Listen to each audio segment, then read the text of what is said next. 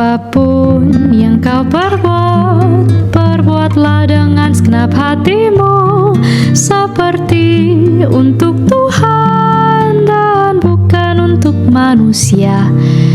Kerjakan dengan setia apapun yang ia percayakan, mahkota kehidupan ia janjikan, ia janjikan, ia janjikan bagimu.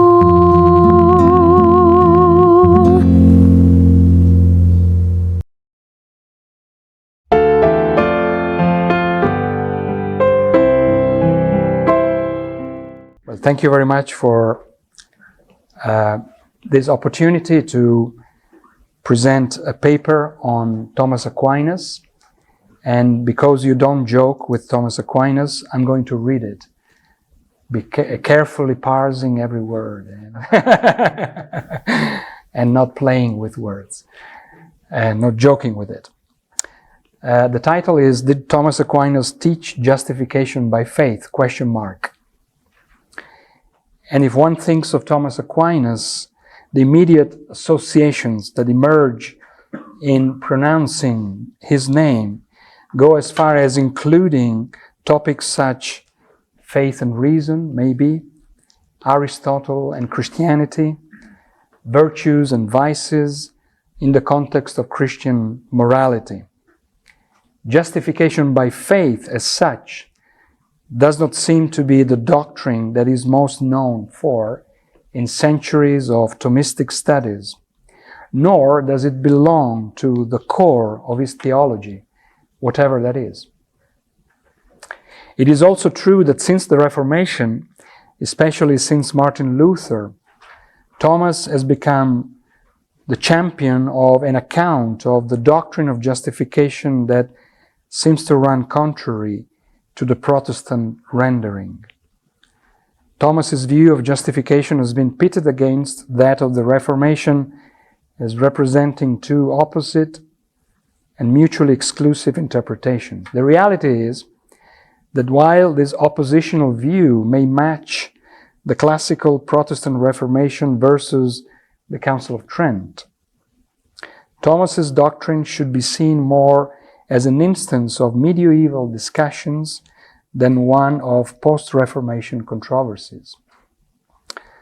So after locating it in its medieval theological context and seeing it as belonging to the broadly defined Augustinian tradition, with some not insignificant modifications, of course, the paper will assess it as stemming from two main works where Thomas deals with it extensively, namely his commentary on Romans with a more exegetical thrust, and then in the specific quaestio dedicated to it in the Summa, with a more scholastic, systematic flavor.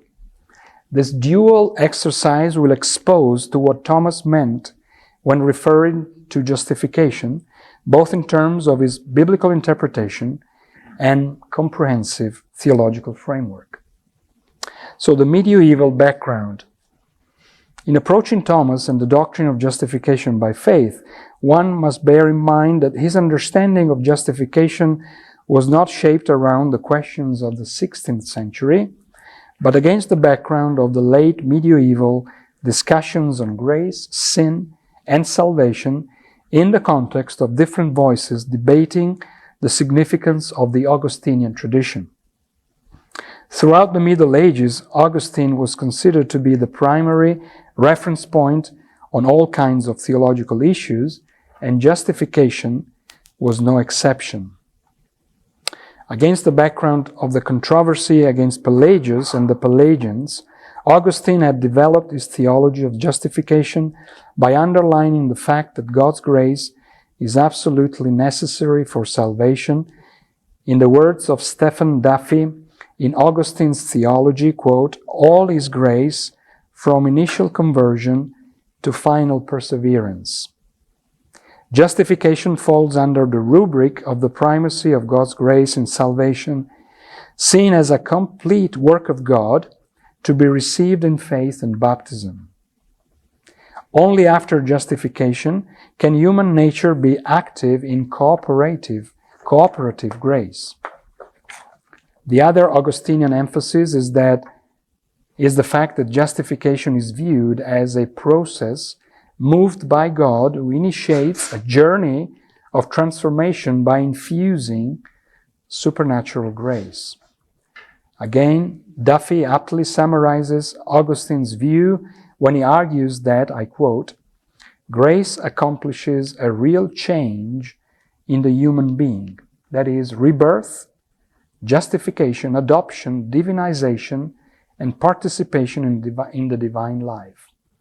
Justification is just one part of that composite view of the way in which God's grace is received. Although distinguished, justification is not thought of in forensic or declarative terms only, but in transformational or transformative ones too. All the steps in Augustine require God's grace to occur, but they do impress a change that initiates a process guided by grace and made possible by the infusion of divine grace, resulting in a journey of justification. Of course, all of these terms are buzzwords if we read them in post-Reformation language, and they would need to be, expounded and explained further. Both the event and the process are to be considered as part of justification.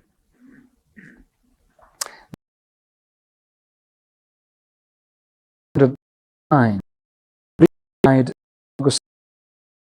giving an imprimatur as the of church was the pillars of an anti-Pelagian approach. This does not mean that the Council of Orange covered all that was left open or undefined. While there was a broad agreement on what happens in justification, there remained great and growing disagreement on how and why it happened. The cooperative aspect of grace reiterated the transformative understanding of justification. Added to that, the Council underlined the sacramental dimension evoked by Augustine, that is baptism, and it further expanded it. The combination of these two elements became the window through which the subsequent medieval theology of justification would look at in looking at the issue. So, the sacramental initiation was reinforced in the interpretation of the Council of Orange. In late medieval theology, Hugh of St. Victor does not even include a chapter on justification.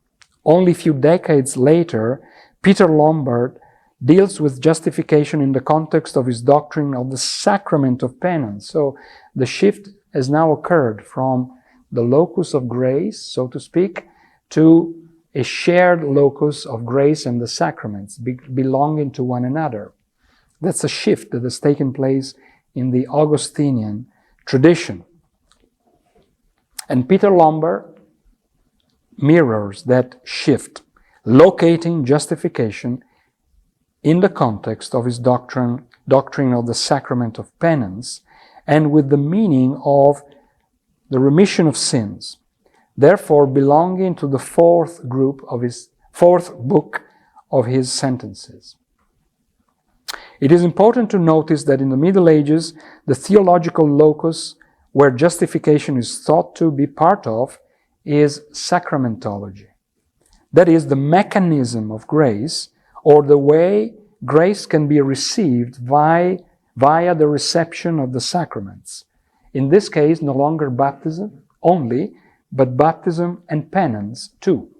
So, the first shift occurred between the primacy of grace into the co-primacy of grace and the sacraments, that is baptism, but then to that window, sacramental window, was also added the sacrament of penance. So that's another development in the Augustinian tradition.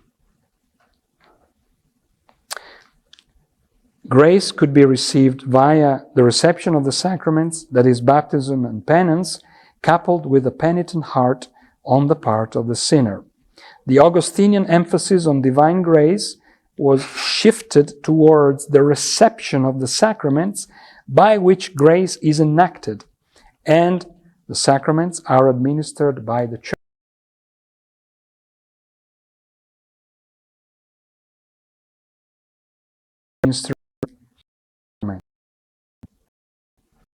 This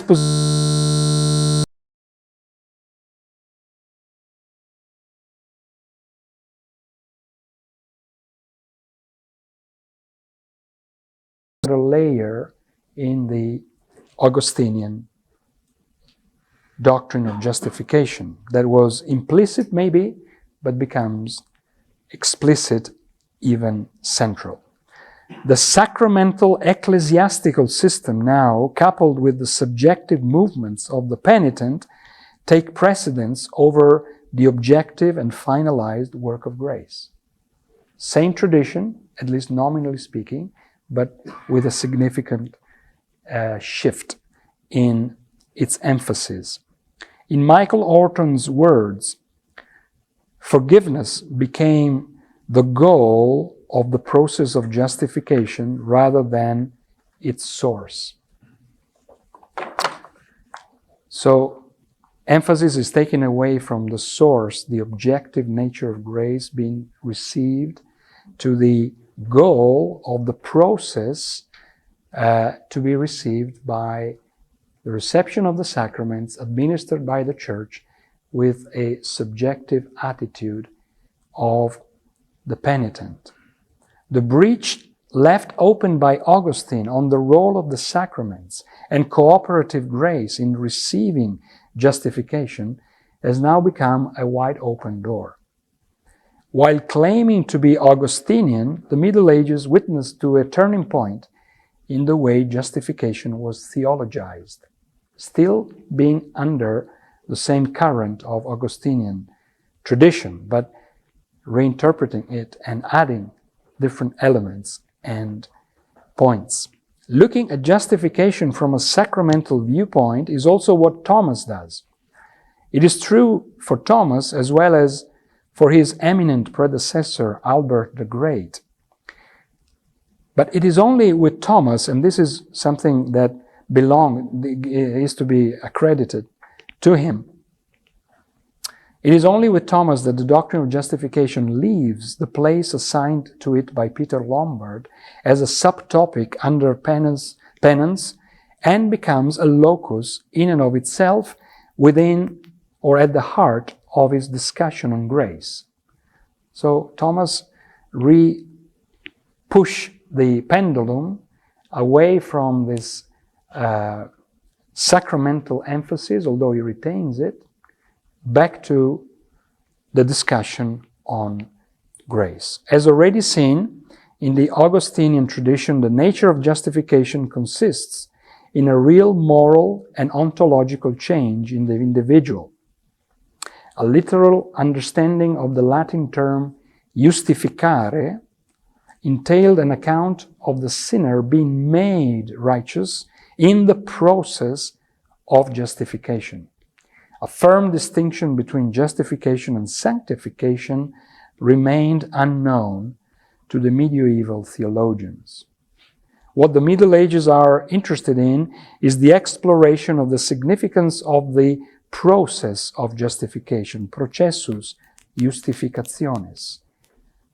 Augustine had distinguished three aspects of justification: the washing of regeneration, by which sins are forgiven; confession of sins, by which guilt is removed; prayer of forgiveness, by which sin is pardoned. This Augustinian threefold scheme was largely considered as normative, although it increasingly lost its specific reference to the biblical framework of justification to the point of being exceedingly blurred with regeneration and conversion. It is not a surprise to see it rephrased as to be referred to, instead of 3 steps in the process, into a 4-fold process, including the infusion of the first grace, the contrition of the heart, the remission of sin, and the reward of merits. That's the 4th step. Together with the increase of the theological confusion around the meaning of justification in the Middle Ages, another step was added, thus making it a 4-fold scheme. And so merits and rewards were added to the process that now has become a 4-fold process and no longer a 3-fold, but still maintaining the view of a process characterized with an emphasis on the sacraments, penance, and the church administering the sacraments. So, after surveying the medieval discussions, we're now in a better place to come to terms with Thomas's view on justification. To approach them properly, the semi-Augustinian framework should be recognized. In commenting on Philippians 2, 9-13, so it's another comment not on Romans, but on Philippians, Thomas argues that Paul excludes 4 false opinions.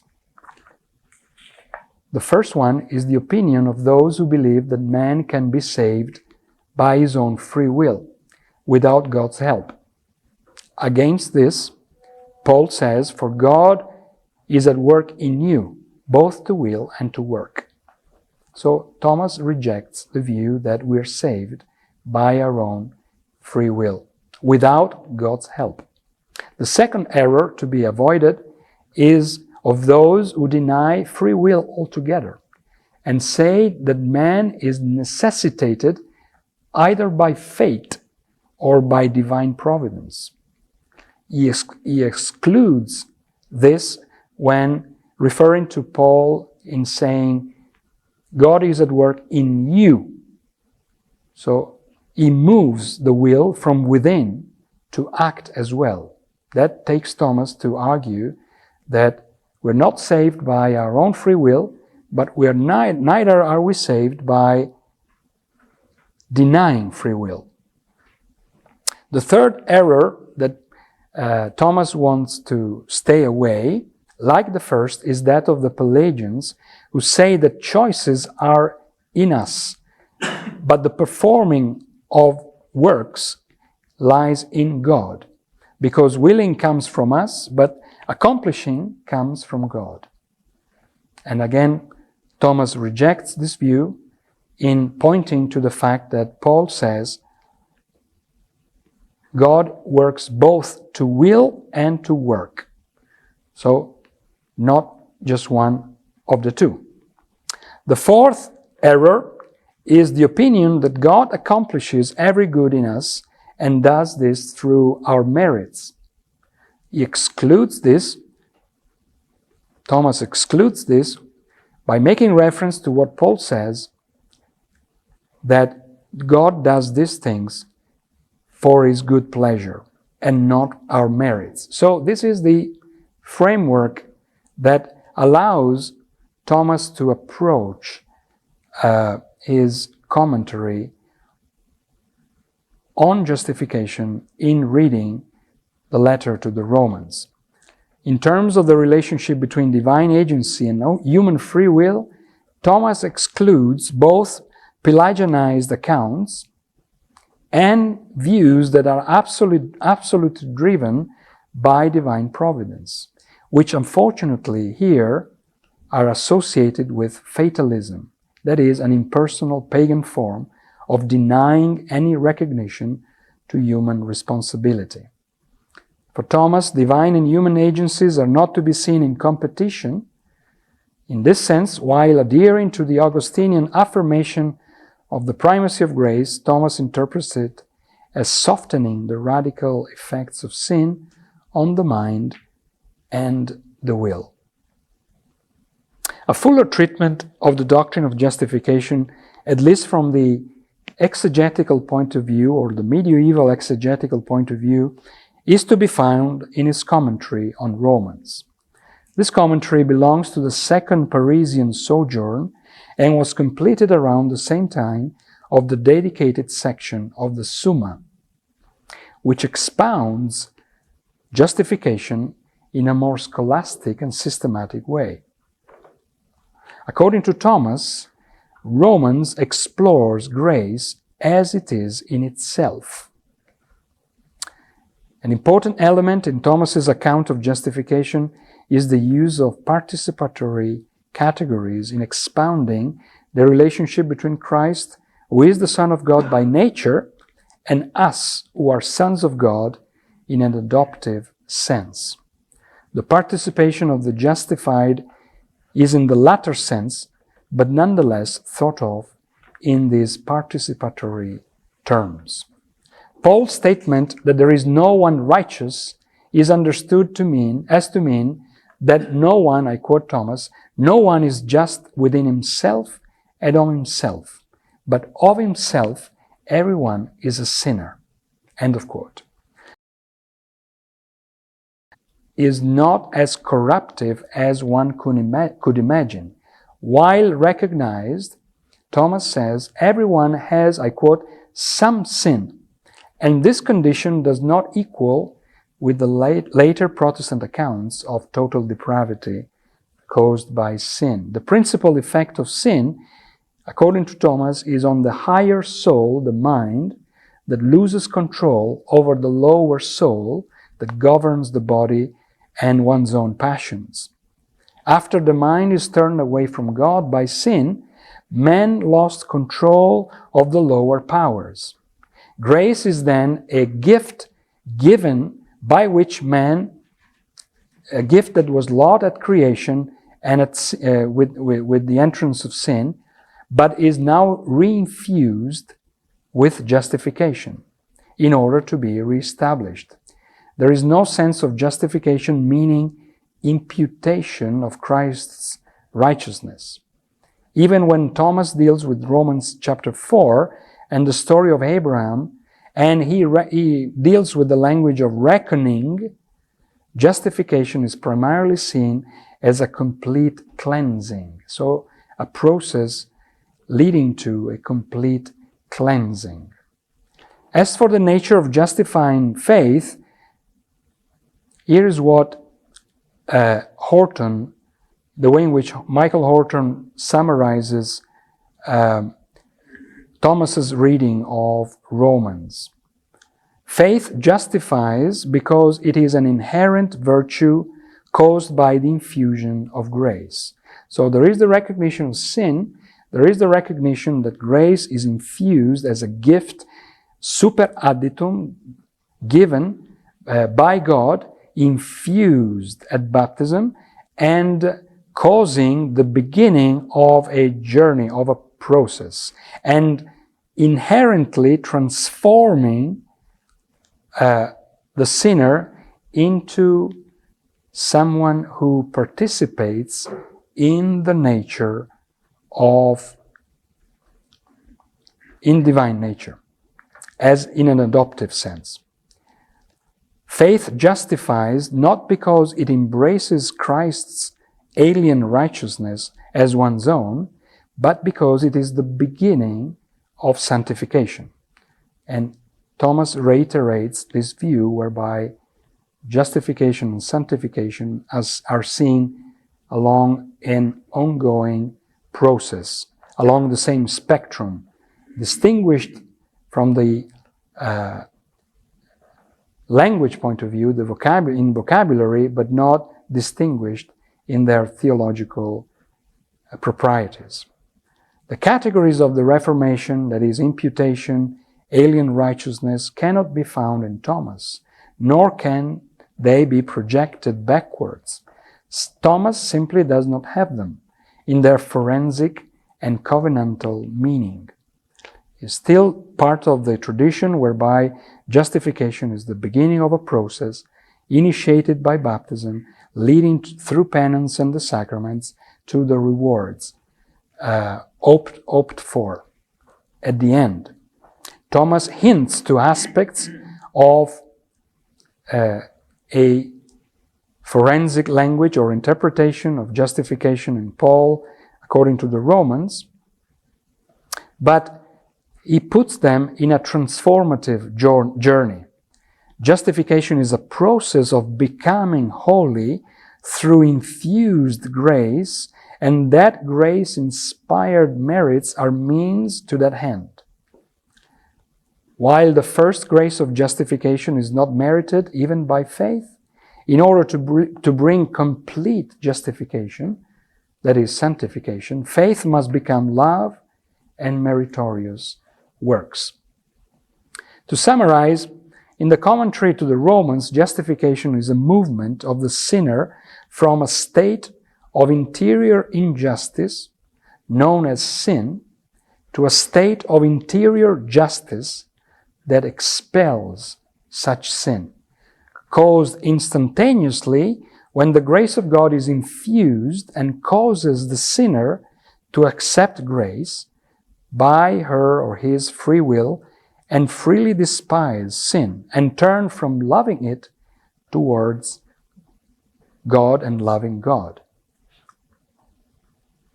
The justice brought about by this grace in the interior of the human soul is such that the human intellect or reason is directed towards God. And when the intellect is directed towards God, the lower faculties follow. Justification is by faith because faith has a structural priority over charity, but because the intellect has a structural priority over the will, then it is translated into a movement of the will and therefore a process of acting lovingly. Though justification is brought about by faith and is the sinner's first movement toward God, it especially consists in charity because justice is infused and transforms, therefore, the sinner, leading to works of charity. That's a summary of Thomas's treatment of justification as he wrestled with the letter to the Romans. With carry on medieval discussions, placing himself in the same tradition, introducing elements that highlight some of the biblical insights coming from the letter to the Romans, but basically restating that Augustinian medieval interpretation of the doctrine. The issue regarding the justification of the sinner is dealt with in the Summa, the first part of the second part, especially in question 113, written close to the same time as the commentary on Romans, and in the context of the exposition of the doctrine of grace. So these two texts are very close to one another chronologically, and they are different in terms of their focus. One is more a commentary on the biblical text. The second is more of a part of a treatment, a scholastic treatment of the doctrine of justification in the context of his treatment of grace. In this section, we find some themes already dealt with in the commentary on Romans, but with an even more pronounced scholastic argumentative structure. According to Otto Pesch, a Catholic scholar of Thomas, this section of the Summa is, quote, replete with Aristotelian concepts, yet its outcomes reflect the purest Augustinian spirit. While certainly there, the association with Augustine's view of justification seems overstated. Thomas is closer to the medieval readings of Augustine, with their blurred line on the divine agency, free will relationship, and their more pronounced emphasis on the sacramental mechanism of grace than to Augustine himself. Certainly is part of the Augustinian tradition, but to what extent is in direct line with Augustine himself, that's a matter to be debated. Thomas's is an interpretation of Augustine which contains some resemblances to him and some points of departure from him. The overlapping between Thomas and Augustine on justification is simply a too simplistic reading of the two fathers. What is most impressive is Thomas's reliance on Aristotle's physics in his account of justification. It is the infusion of grace that moves the mind and the will towards God and away from sin, leading to forgiveness. This idea of movement is now reconceptualized against the background of an Aristotelian physics. It was already there prior to Thomas as part of a processus, but now is thought of in terms of another framework characterized by Aristotelian physics. The terms are there, the words are the same, but the conceptual framework is now derived from Aristotelian physics. In a nutshell, here is how Thomas summarizes his view of justification, and this is a quotation. The justification of the ungodly is a certain movement, motus. So that's the other word. Processus becomes motus. And motus is related to the mover. Is the movement, the motus, whereby the human mind is moved by God, the prime mover, from the state of sin to the state of justice. It would be interesting to pause for a moment on each of the important terms that he uses here. Justification, the ungodly, movement, motus, impacting the human mind and moving it from the state of sin to the state of justice. In this definition, we find the characteristic features of Thomas's view. The understanding of justification as motus, the primacy of the mind, the role of grace as elevating and healing the disorder in the soul, and the transition from the state of sin to the one of justice. Thomas gives voice to a kind of intellectualist understanding of human nature, whereby if the higher nature, that is the mind, is subject to God, then the lower nature, that is the will, affections, etc., will be governed by it.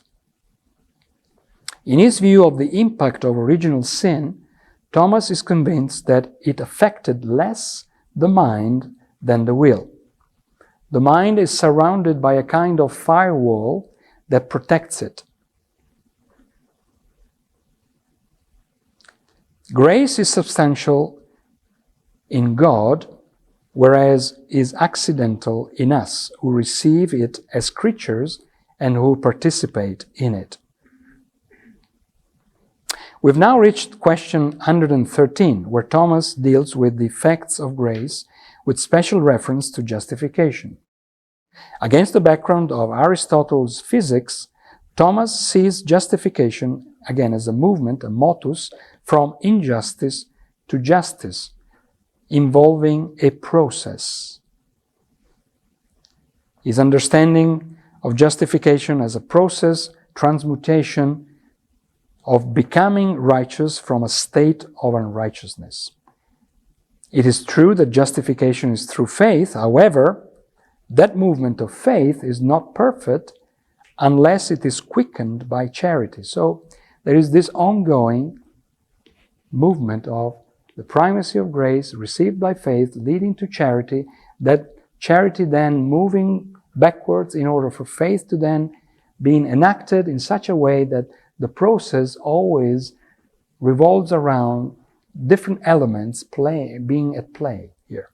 Hence, in the justification of the ungodly, a movement of charity is infused together with the movement of faith. So faith, charity, faith comes first, but it can never come on its own.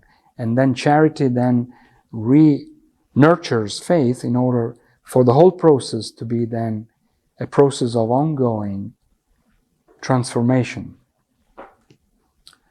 The movement is brought about by 4 steps. So Thomas agrees with the fourfold movement accounted for in the Middle Ages. The infusion of grace as the first one, the movement of the will toward God, the movement of the will away from sin, the remission of sin as the final step. In Michael Horton's helpful summary, in Thomas there are 2 types of grace, operating and cooperating, echoing the Augustinian language. There are 2 types of grace. The first comes from God, the second involving our cooperating with it.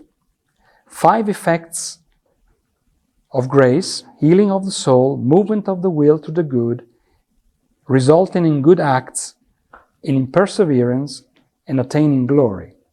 And 4 requirements of justification.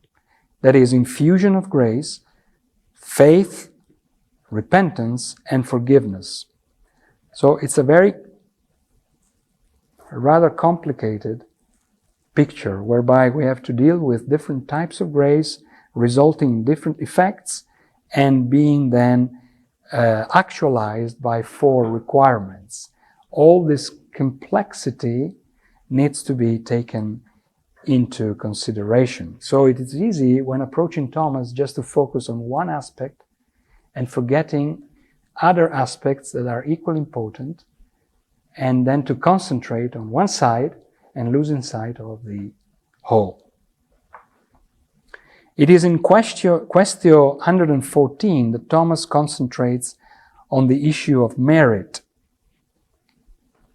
Here again, there is a difference between what he had written in his commentary on Peter Lombard's sentences and what he then writes in the Summa. We're not going into, the complex discussion about the merits, de condigno or de congruo. He has a whole section on it. Maybe in the discussion time we can jump on this interesting treatment. Conclusions. While coming close to certain aspects of a forensic doctrine of justification, especially when dealing with the language of Romans 4 concerning reckoning, the language of reckoning, it is Aristotle's view of motion that seems to be paramount in Thomas's accounting for what happens at justification. He is not completely out of touch of reckoning and the legal forensic language of the Bible, but the main category that is following is that of motus. And motus is not a legal term, is a transformative, is a motion, is a movement. It belongs to a different metaphor, not coming from the court, but belonging to space. While there is some propensity to consider the legal interpretation of the Greek verb dikaio, it is the transformative interpretation leading to a movement of the Latin justificare interpreted according to Aristotelian categories that prevails.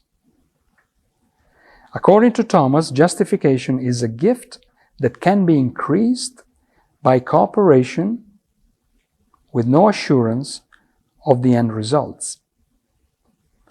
Justification is the beginning of a process involving a whole movement of the mind first, the will second, resulting in charity, refueling the process of justification and therefore hopefully leading to rewards. Thomas's reading of justification starts with an Augustinian foundation in the basic terminology, albeit revised in terms of the medieval semi-Augustinian appropriations of Augustine, and then adds biblical contents, especially derived by the letter to the Romans, and then is significantly driven by Aristotelian categories and couched in medieval accounts of salvation, marked by baptismal regeneration, justification by infusion, acts of penance, and indulgences.